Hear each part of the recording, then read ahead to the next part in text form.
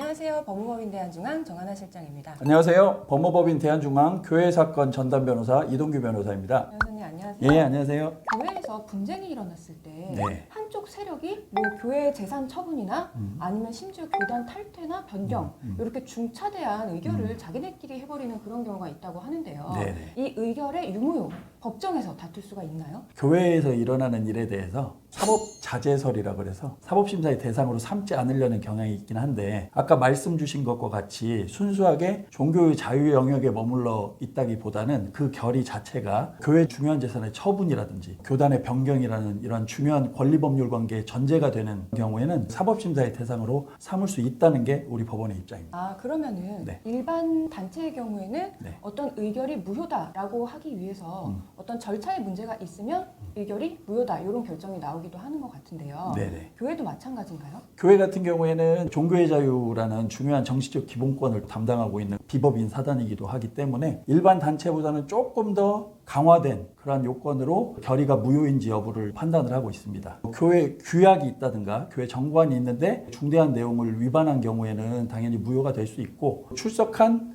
사원 과반수 결의로 의결을 할 수가 있는데 만약 그런 요건을 충족하지 못한 경우에는 무효가 될 수 있다라고 그렇게 판단이 됩니다. 아, 그러니까 절차상의 흠결이 있으면 네. 무효가 될 수는 있는데 그게 네네. 좀 중타제한 문제가 있어야 된다. 네. 뭐 이런 뜻이네요. 예. 그러면은 중대한 문제가 어느 정도까지고 어떤 것들이 있는지 좀 더 구체적으로 알고 싶어요.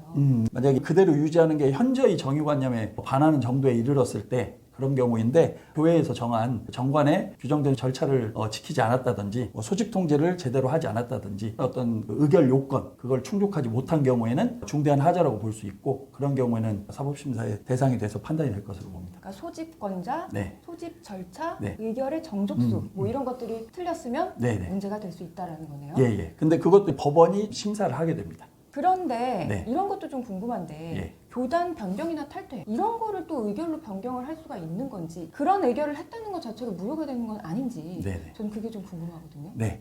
교단의 변경이나 교단 탈퇴는 굉장히 중요한 사항이죠. 그런 경우에 이거를 무효로 봐야 되는 거 아니냐. 예전에는 의결을 할 때 종교자유 원칙에 따라서 비법인 사단인 교회에 교인 총회에 결의가 있으면 교단 탈퇴나 교단 변경도 가능은 한데 그 요건과 관련해서 예전에는 총교인 전체의 동의를 얻어야 된다라고 봤다가 그게 조금 완화가 됐습니다. 그래서 전체의 3분의 2 이상의 결의가 있으면 가능하다라고 보다가 또 최근에 와서는 그 규정도 조금씩 완화돼가지고 만약에 결의 요건이 있으면 그걸 충족하면 충분히 변경이 가능하다라고 보는 대법원 판례까지 나와 있는 상황이어서 요건 자체가 많이 완화되긴 했지만 현재 기준으로는 정족수 전체의 3분의 2 이상의 결의가 있어야 일반적으로 교단 탈퇴나 교단 변경이 가능한 것으로 보고 있습니다. 3분의 2 이상의 결의는 있어야 되는데 네네. 만약에 다른 규정이 있다라는 걸 명백하게 입증할 수 네네. 있다면 네. 그것도 가능할 수가 있다. 아니, 가능하다는 취지입니다. 이런 예. 부분이. 예. 아 그러면은 이런 네. 것들을 다 입증하고 그런 부분에서 변호사의 조력이 중요할 것 같습니다. 예, 맞습니다. 네, 오늘 말씀 예, 감사합니다. 감사합니다.